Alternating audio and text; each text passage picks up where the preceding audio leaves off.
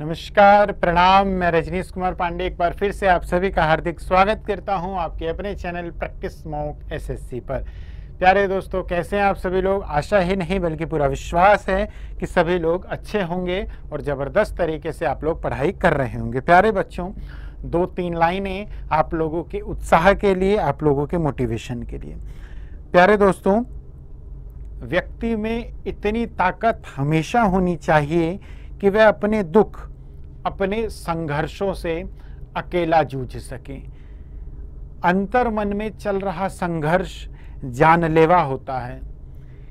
इसे न तो कोई समझ पाता है और न ही इसे समझाया जा सकता है। प्यारे दोस्तों, अकेले रहो और बस स्वयं पर ध्यान दो। याद रखना, विश्वास रखना, ईश्वर कोई ऐसे व्यक्ति को अवश्य भेजेगा जो तुम्हारी मदद कर सके। ईश्वर माध्यम बनाता है, जरूरत है हमें उसे समझने की। हो सकता है कहीं ना कहीं किसी एक विद्यार्थी के सफलता मात्र में ईश्वर ने मुझे भी माध्यम बनाया हो और मैं माध्यम बनना भी चाहता हूँ। मेरा भी यही उद्देश्य है कि मैं किसी की मदद कर सकूँ। तो ये एक बहुत अच्छा मंच है जो मुझे आप लोगों की मदद करने को जो है प्रदान किया गया है। तो इस चीज़ों को समझिए, जितना मैं करा रहा हूँ विनती है उसे नोट कीजिए, पढ़ाई कीजिए और जल्दी से जल्दी जो है सफलता प्राप्त कीजिए। तो चलिए शुरू करते हैं। आज कुछ इम्पोर्टेंट क्वेश्चन, जिसमें कुछ रिवाइज क्वेश्चन को भी मैं लूँगा। जैसे कि अगर मैं बात करूँ प्यारे बच्चों, तो साउथ पोल जो कि दक्षिणी ध्रुव है मून का, है ना, चंद्रमा के साउथ पोल पर सॉफ्ट लैंडिंग कराने वाला। देखिए, जब ये चीजें चर्चा में रहती है ना, तो उसकी एक एक चीजें हमें याद रहती है। जैसे G20 है, चर्चा में है, सारी चीजें हैं। जब चंद्रयान था, चर्चा में था, सारी चीजें। मैं कुछ बेसिक चीजें भी यदि आप लोगों से पूछूं, कमेंट करने को बोलूं, तो आप लोग नहीं कर पाएंगे, ठीक है, क्योंकि आप लोग रिवाइज नहीं कर रहे हैं। चंद्रयान 3 हो गया, आदित्य L1 हो गया, G20 हो गया, ब्रिक्स से अगर मैं भी आपसे पूछ लूं, है ना, ब्रिक्स का सचिवालय कहाँ है, ये सारी चीजें तो शायद आप लोग नहीं बता पाए, क्योंकि आपने रिवाइज नहीं किया है। इसलिए रिवाइज जरूर कीजिए इस मंच के माध्यम से। हालांकि मैं आपको भूलने नहीं दूंगा, रिवाइज वगैरह मैं कराऊंगा, लेकिन कहीं ना कहीं एक मॉरल ड्यूटी आपकी भी है कि आप जो है रिवाइज करते चले। तो चंद्रमा के साउथ पोल पर सॉफ्ट लैंडिंग करने वाला वर्ल्ड का पहला देश कौन है? कौन है प्यारे बच्चों? मेरा भारत महान, ठीक है, मेरा भारत महान यानी कि इंडिया। और देखिए, यदि मैं बात करूं, जैसे कि बहुत ज्यादा चर्चा में है इस समय, है ना, भारत या इंडिया, तो छोटी सी इसकी बात मैं आप लोगों को करूं। प्यारे बच्चों, संविधान के अनुच्छेद 1 में लिखा हुआ है clear India that is Bharat, है ना, भारत जो कि इंडिया। तो दोनों चीजें हैं, दोनों में कहीं किसी प्रकार का कोई संशय या वो नहीं होना चाहिए, है ना। भारत एकमात्र ऐसा देश है जिसके अनगिनत नाम है, काफी नाम है, जैसे कि भारत हो गया, हिंदुस्तान हो गया, आर्याव्रत हो गया, इंडिया हो गया, जम्बू द्वीप हो गया, ये सारी चीजें, है ना। जम्बू द्वीप का मतलब, जम्बू मतलब जामुन, जामुन के बड़े बड़े द्वीप थे इस धरा पर, तो इसका नाम जम्बू द्वीप भी था। आर्य लोग आए थे तो आर्याव्रत। इंडिया नाम, है ना, सिंधु, इंडस, वहां से इंडस नदी, और जो है वो सिंधु लोग जो थे, मतलब जो वो लोग थे, वो क्या करते थे, वो है ना, आई को एच बोलते थे, ठीक है, तो वो क्या बोलते थे, सै को है बोलते थे। तो सिंधु से हिंदू, फिर हिंदू से हिंदुस्तान, ये सारी चीजें, है ना। तो ये चीजें गलत वे में नहीं इसे ले जाना, है ना। गवर्नमेंट का डिसीजन है, जैसा भी हो वो उनका डिसीजन है, उसमें संशोधन करना होगा। और ये कोई भारत अगर यदि ऐसा करता है तो वो कोई प्रथम देश नहीं है। अभी हाल ही में तुर्की ने अपना नाम बदलकर तुर्की करा, है ना। श्रीलंका जिसका नाम सिलोन था, है ना। बर्मा जिसका नाम कर दिया गया म्यांमार, ठीक। तो ये पर्शिया, ईरान, है ना। हॉलैंड का नाम नीदरलैंड। तो बहुत सारे देशों ने अपने नाम बदले, इसमें किसी प्रकार की कोई आपत्ति नहीं होनी चाहिए, ठीक है। तो चंद्रमा के साउथ पोल पर सॉफ्ट लैंडिंग कराने वाला विश्व का पहला देश इंडिया है। कब कराया? 23 अगस्त, वो एक ऐतिहासिक दिन 23 अगस्त 2023 को, है ना। कैसे याद रखोगे? 23 और अगस्त तो आप लोगों को पता ही है ना। 23 अगस्त 2023 को जो है भारत ने चंद्रमा पर जो है अपनी छाप छोड़ी तिरंगा छोड़ा, एक तरह से अपनी पहचान छोड़ी 23 अगस्त 2023 को, है ना। इसरो किसकी अध्यक्षता में ये चीजें हुई? इसरो के चीफ एस सोमनाथ, इनकी अध्यक्षता में, इनकी देखरेख में ये चंद्रयान 3 मिशन जो है वो इसे जो है सक्सेसफुली चंद्रमा के साउथ पोल पर सॉफ्ट लैंडिंग कराई गई, है ना। इंडियन वोटर, भारतीय मतदाताओं को, इंडियन वोटर को, है ना, अवेयर करने के लिए किसके प्रति? इलेक्शन और वोटिंग के लिए, इलेक्शन और वोट देने के प्रति इंडियन वोटर को अवेयरनेस करने के लिए आइकन किसे बनाया है? मास्टर ब्लास्टर सचिन तेंदुलकर, है ना, सचिन तेंदुलकर को। ये भी आप लोगों को याद रखना है। एक बहुत ज्यादा चर्चा में इस समय एक पॉइंट और है, वो है वन नेशन वन इलेक्शन, एक राष्ट्र एक चुनाव। तो इसमें भी कोई किसी प्रकार का कोई डाउट नहीं होना चाहिए, है ना। 1967 तक जो है ये एक राष्ट्र एक चुनाव होते थे। एक राष्ट्र एक चुनाव का मतलब है लोकसभा के चुनाव और सभी राज्यों की विधानसभाओं के चुनाव जो है क्या एक साथ कराए जाएं, है ना। तो इसमें क्या होगा, इसके पक्ष में क्या क्या चीजें आ रही है फेवर में? इसके पक्ष में ये चीजें आ रही है कि जो है चुनाव जो बार बार होंगे तो डिस्टरबेंस जो है कम होगा, फिर जो है कहीं ना कहीं इसके डेवलप पे ध्यान दिया जाएगा, है ना। पैसे जो है उसका कम खर्चा होगा, ठीक है। एजेंसी जो सिक्योरिटी एजेंसी है वो अच्छे से काम कर पाएगी, है ना। और जबकि जो फेवर में नहीं है वो क्या कह रहे हैं कि जो है एक साथ कराना पॉसिबल नहीं है। वो कह रहे हैं इससे जो है 5 वर्षों के लिए सारी चीजें रिजर्व हो जाएगी, फिर जो है जो क्षेत्रीय मुद्दे हैं उस पर ध्यान नहीं दिया जाएगा। ये लोग ये कह रहे हैं, जो इसके मतलब विरोध में है वो ये कह रहे हैं कि इतनी बड़ी चुनाव को एक साथ विधानसभा के भी लोकसभा के चुनाव करने से भी जो देश जो क्षेत्रीय मुद्दों जो है वो कमजोर पड़ जाएंगे राष्ट्रीय मुद्दों के आने पर, है ना। और ये भी कह रहे हैं कि इतनी सारी एजेंसी सिक्योरिटी एजेंसी जो है नहीं कर पाएंगी। तो ये सारी चीजें हैं, वो गवर्नमेंट है, गवर्नमेंट का डिसीजन है ना, जैसा भी बोले। तो ये भी जो है चर्चा में, तो इस पे भी जो है नजर रखनी है। 1952 में 67 में ये 67 तक जो है ये सारी चीजें ऐसे ही चल रही थी, हम लोगों को ध्यान रखना है। वन नेशन वन इलेक्शन 1967 तक ये सारी चीजें ऐसे ही थी। इसके अलावा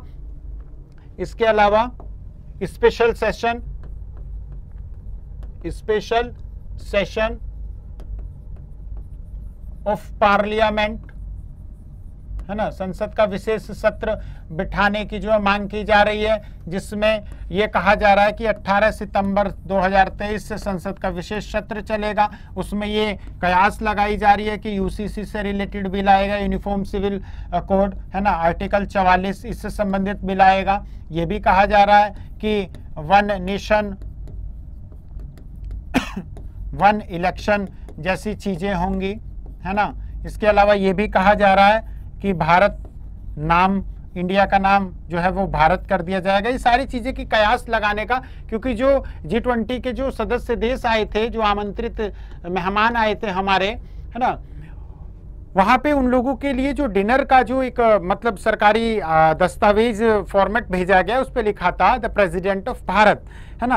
और एक चीज और देख रहे थे, जब ये वेन्यू भारत मंडपम में हो रहा था, है ना, तो जो प्रधानमंत्री नरेंद्र मोदी जी थे उनके आगे जो है वहां पे भी भारत लिखा हुआ था। तो ये कयास लगाए जा रहे हैं, अभी ये जो है भविष्य के गर्त में कि क्या होगा, है ना, लेकिन ऐसे एक उम्मीद जताई जा रही है कि इन चीजों पे जो है बातें हो सकती है। तो ये भी आप लोगों को याद रखना है, ठीक है।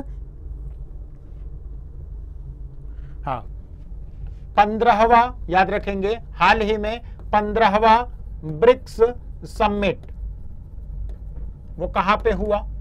ब्रिक्स मैंने आप लोगों को बताया, Brazil, Russia, India, China, south Africa, 5 देशों का समूह ब्रिक्स, है ना। ब्रिक्स की हाल ही में 15वीं बैठक कहां पे हुई? वो हुई जोहान्सबर्ग, साउथ अफ्रीका में।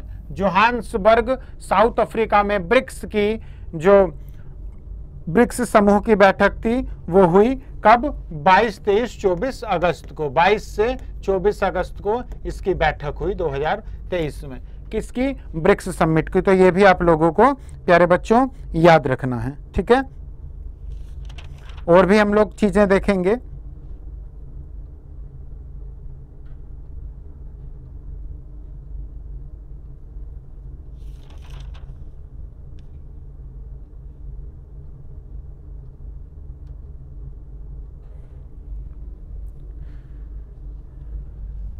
एनजीटी, नेशनल ग्रीन ट्रिब्यूनल, राष्ट्रीय हरित प्राधिकरण, इसके जो चीफ हैं वो कौन बने हैं, बताएं जल्दी, बता चुका हूं, जस्टिस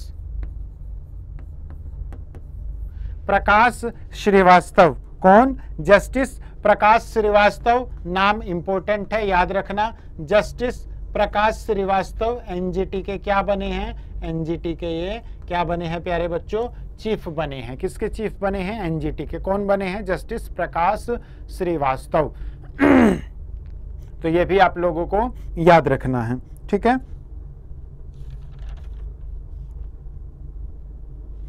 अब हमने अभी चंद्रयान की भी बात करी थी। स्टडी सन की स्टडी करने के लिए, स्टडी ऑफ सन करने के लिए भारत ने अपना आदित्य, आदित्य का मतलब होता है सन, आदित्य L1 मिशन को लॉन्च किया था। इसकी डेट, एल क्या है, एल है लैग्रेंज पॉइंट, L1 है ना। जिसने वीडियो नहीं देखी हो, पूरा एक बार की वीडियो में 10 मिनट की वीडियो में पूरा आदित्य L1 मिशन है ना, जो भी उसके स्टैटिक पार्ट को कवर करते हुए ज्योग्राफी सारी चीजें समझाते हुए मैंने बहुत अच्छे से आप लोगों को एक्सप्लेन किया। तो वो जो है वहां से आदित्य L1 मिशन क्या है वो वीडियो देखें, क्योंकि ये कहीं ना कहीं बहुत ज्यादा इंपॉर्टेंट है। स्टडी ऑफ सन, जो स्टडी ऑफ सन है ना, स्टडी ऑफ सन, सन के लिए जो भारत का, जो सन के अध्ययन के लिए भारत का पहला सौर जो मिशन था आदित्य L1 मिशन, उसकी डेट क्या थी, उसकी डेट थी 28 सितंबर 2023 है ना। इसरो ने इसे, इसरो की देखरेख में ये मिशन जो है लॉन्च किया हमने। तो ये भी हम लोगों को याद रखना है, ठीक है।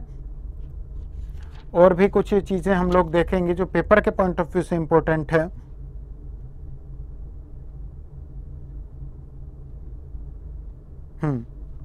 भारत का इंडियाज फर्स्ट AI स्कूल, यानी कि भारत का पहला कृत्रिम बुद्धिमत्ता यानी कि आर्टिफिशियल इंटेलिजेंस वाला स्कूल भारत का, वो कहाँ लॉन्च हुआ है, वो हुआ है तिरुवनंतपुरम केरला में। कहाँ पे प्यारे बच्चों, तिरुवनंतपुरम केरला में ये जो है पहला लॉन्च हुआ है। अब केरला को एक बार फिर समझेंगे। यदि मैं बात करूं केरला की, तो फर्स्ट के पॉइंट ऑफ व्यू से केरला बहुत ज्यादा इंपॉर्टेंट है। क्यों इंपॉर्टेंट है, याद करेंगे। फर्स्ट डिजिटल यूनिवर्सिटी केरला में है ना। फर्स्ट ई गवर्न्ड स्टेट केरला, ठीक है। 1 ब्लॉक 1 प्लेग्राउंड केरला है ना। फर्स्ट स्टेट जिसका अपना सेल्फ इंटरनेट सर्विस है वो केरला, ठीक है। इसके अलावा अभी क्या मैंने आप लोगों को बताया, फर्स्ट AI स्कूल लॉन्च, वो भी कहा तिरुवनंतपुरम केरला है ना। अब मैं यूपी पंजाब की बात करूं तो राइट टू वॉक, चलने का अधिकार, राइट टू वॉक चलने का अधिकार ये पंजाब ने दिया है, ठीक है। तो ये भी हम लोगों को याद रखना है। तो केरला में ये जो फर्स्ट वाली चीजें हैं वो आप लोगों को याद होनी चाहिए, क्योंकि पेपर में डायरेक्ट या इनडायरेक्ट ये प्रश्न जो है यहाँ से सीधे तौर पे कहीं ना कहीं आप लोगों को देखने को मिलेगा, ठीक है। इसके अलावा 2-3 चीजें और हम लोग अभी देखेंगे। हाँ, फर्स्ट वुमेन चेयरमैन है ना and CEO of Indian railway board वो कौन है? कमेंट करिएगा। यहाँ मैं आप लोगों को बता दूं, इंडियन रेलवे की जो रैंक है वो भी आप लोगों को कमेंट में बतानी है। ये दो चीज़ें आप लोगों को कमेंट में बतानी है। मैंने आप लोगों से बार बार प्रश्नों के उत्तर देने को बोला है, तो प्लीज़ रिक्वेस्ट है, as a friend, as a tutor, मैं आप लोगों से बोलता हूँ, कमेंट किया कीजिए, जल्दी से कमेंट कर दीजिए कि जो भारत की जो पहली महिला चेयरमैन या सीईओ है रेलवे बोर्ड की, वो कौन बनी है ना। रेलवे का रैंक वाइज प्लेटफॉर्म के मामले में भारत का क्या रैंकिंग है। इसके अलावा यदि एक बच्चा भी उत्तर दे तो मुझे संतुष्टि होगी।